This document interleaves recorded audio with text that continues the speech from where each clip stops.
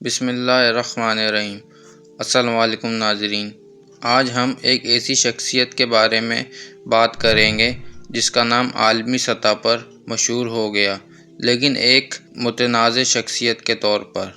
یہ ملعون شخص کون تھا، اس کا پس منظر کیا تھا، اس نے قرآن کی بے حرمتی کیوں کی اور آخرکار اس کے ساتھ کیا ہوا؟ ہم بات کر رہے ہیں سلوان مومیکا کی، جو عراق سے تعلق رکھتا تھا اور سویڈن میں رہتا تھا۔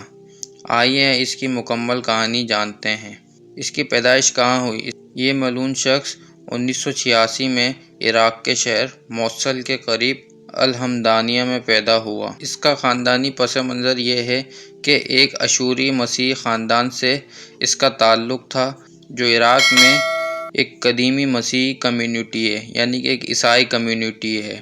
ناظرین کرام، یہ عراق میں ایک دہشت گردی تنظیم کا بھی حصہ رہا جس پر مختلف الزامات تھے، اور اس نے 2017 میں اس نے عراق چھوڑا اور سویڈن میں سیاسی پناہ حاصل کی۔ ناظرین کرام، یہ ملعون شخص 28 جون 2023 کو اسٹاک ہوم میں ایک مسجد کے باہر اس نے قرآن پاک کو جلایا۔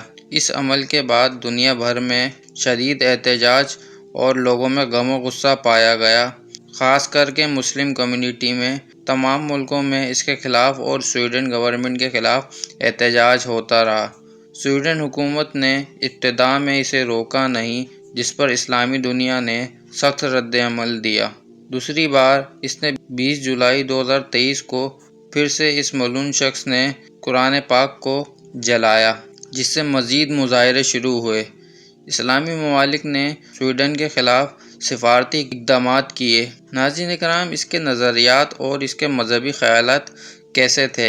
ابتدا میں یہ مسیحی تھا، یعنی کہ عیسائی تھا، لیکن بعد میں اس نے خود کو لا دین یعنی کہ ایتھیسٹ یا سیکولر قرار دینا شروع کر دیا۔ وہ اسلام کے شدید مخالف نظریات رکھتا تھا اور اسے اپنی آزادی اظہار رائے کہتا تھا۔ سویڈن میں پناہ گزینوں کے قوانین کی وجہ سے وہ آزادی سے رہ رہا تھا، لیکن عالمی دباؤ بڑھتا جا رہا تھا۔ ناظرین کرام، 30 جنوری 2025 کو سویڈن میں اس ملعون شخص کو کسی نے قتل کر دیا۔ قاتل کون تھا؟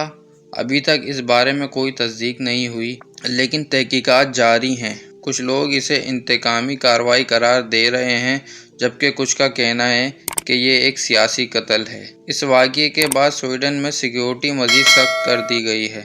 ناظرین کرام، ہمیں اس سے کیا سبق ملتا ہے؟ سلوان مومیکا کی کہانی سے ہمیں یہ سبق ملتا ہے کہ مذہبی عقائد کا احترام ضروری ہے۔